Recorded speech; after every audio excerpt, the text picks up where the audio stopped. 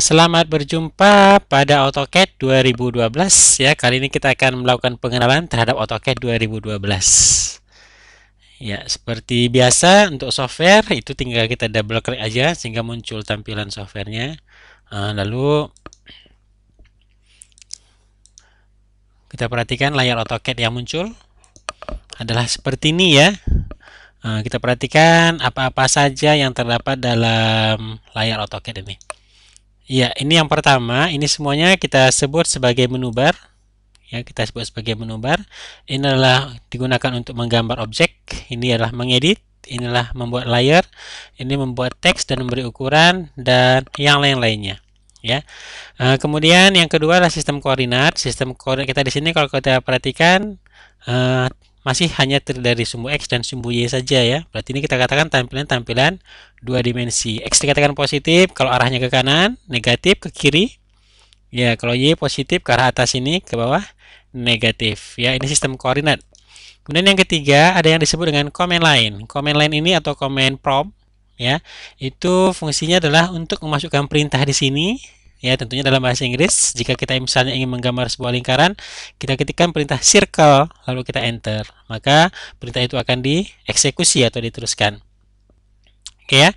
Kemudian yang keempat adalah layar gambar.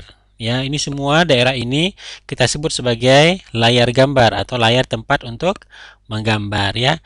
Jadi secara garis besar tampilan dari layar AutoCAD itu terdiri atau hanya terdiri dari 4 bagian saja. Ya, ini yang harus kita ketahui. Ya, oke, seterusnya bagaimana cara memulai pada saat menggunakan AutoCAD? Ya, memulai menggunakan AutoCAD. Berikut akan kita bahas langkah-langkah yang harus atau sebaiknya kita gunakan dalam setiap memulai untuk menggambar suatu objek di AutoCAD. Ya, untuk mulai menggambar menggunakan AutoCAD, awal sekali kita ketikkan perintah units. Fungsinya untuk memilih satuan ya, intinya itu adalah memilih satuan, walaupun banyak desimal nantinya bisa kita atur. Ini precision, banyak desimal dari angka yang kita inginkan. Ya, itu nanti muncul angkanya itu terletak di command line ya, di bawah ini. Ya. Kita ambil dia yang tidak berdesimal, lalu kita pilih satuan. Di sini satunya sangat banyak, inci, feet, miles, milimeter, sentimeter, dan lain. Kali ini kita pilih milimeter, ya standar internasional. Kita oke kan? Seterusnya kita ketikkan perintah limits pada command. Fungsinya itu adalah untuk memilih ukuran kertas. Ya, batas bawah nanti selalu 0,0 ya. Batas atas 210,297 itu batas kertas untuk jenis kertas A4 ya, dan bentuknya adalah portrait memanjang ke atas. Lalu kita ketikkan grid untuk membuat batasan dari kertas yang terdiri dari titik ya, titik ini yang jaraknya 10. Lalu snap kita buat 10. Itu adalah jarak hentakan dari mouse atau pergerakan mouse kalau kita aktifkan tentunya. Lalu kita zoom all untuk melihat tampilan dari kertas kita ya. Berarti ini adalah tampilan kertas yang sudah selesai kita atur. Jadi penggambaran itu nanti kita lakukan di dalam wilayah ini. Ya, artinya kalau pada saat kita lakukan proses pengeprintan atau mencetak gambar, maka yang tercetak itu nanti adalah bagian yang di dalam kertas ini. Jadi kalau misalnya kita menggambar di luar, ya silakan saja. Tapi pada akhirnya nanti gambar yang di luar ini kita pindahkan ke daerah wilayah kertas, sehingga nanti gambar yang kita gambar itu akan terprint ya atau tercetak dengan baik.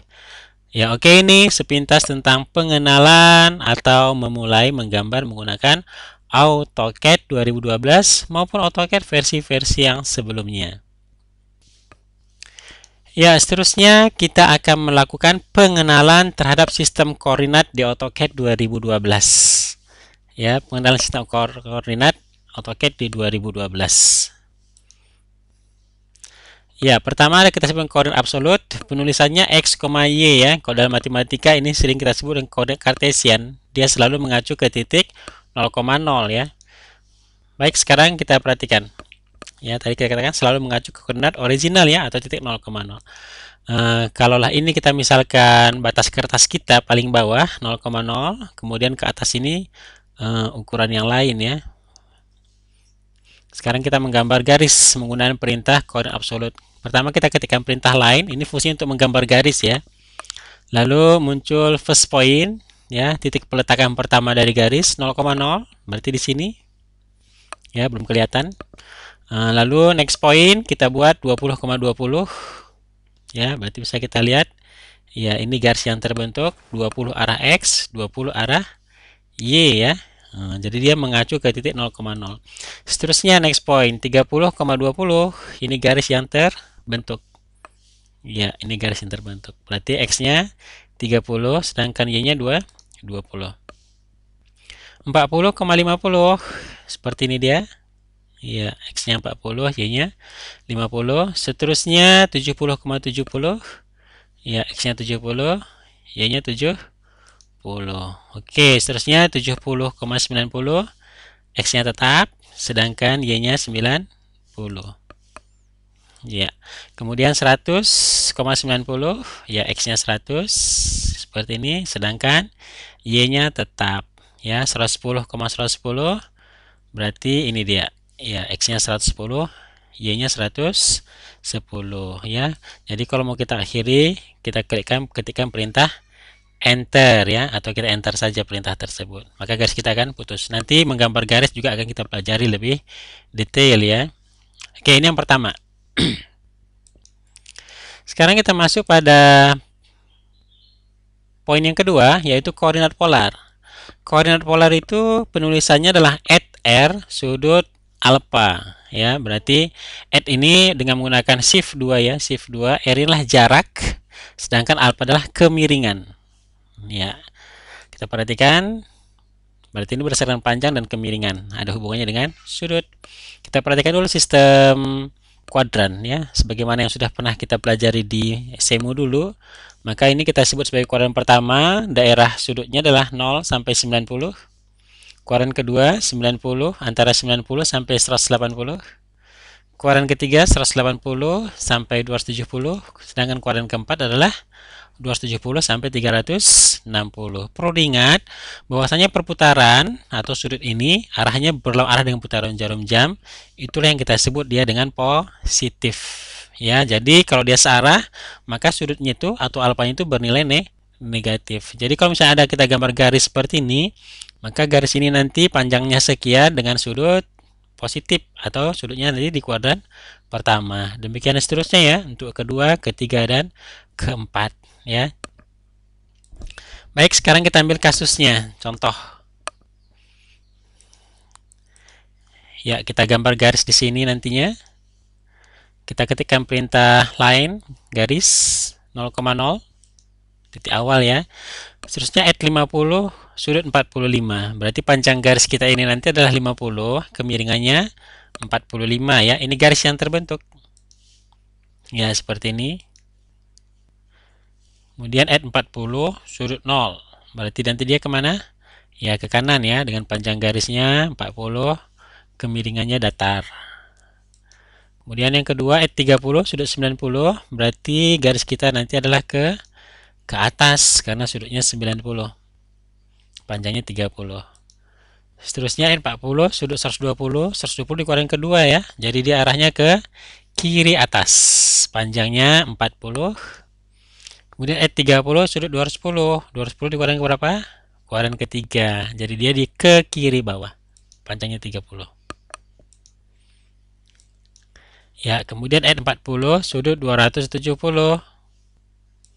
Ya, maka dia ke bawah. Untuk mengakhiri perintah, kita enter ya. Lalu inilah penggunaan sistem koordinat polar ya, sistem koordinat polar. Ya, seterusnya kita masuk pada sistem koordinat yang ketiga, yaitu koordinat relatif. Penulisannya x, y. Ya, berarti berdasarkan resultan dari panjang arah x dan arah y.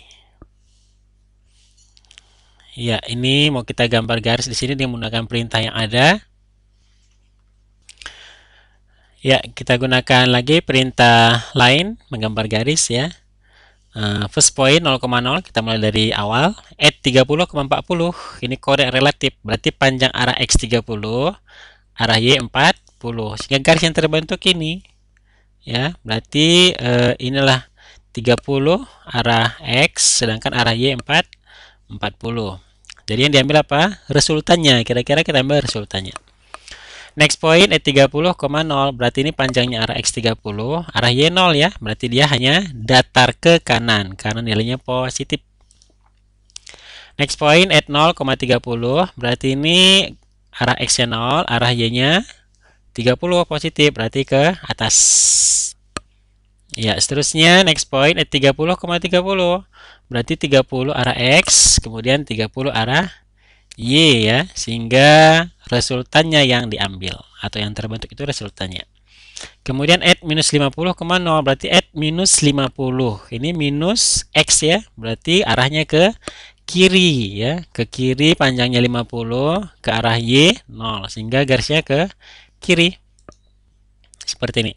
Seterusnya next point at minus 30, minus 20, berarti ini X-nya negatif, berarti ke kiri, Y-nya negatif, berarti ke bawah. Berarti garisnya arahnya adalah ke kiri bawah.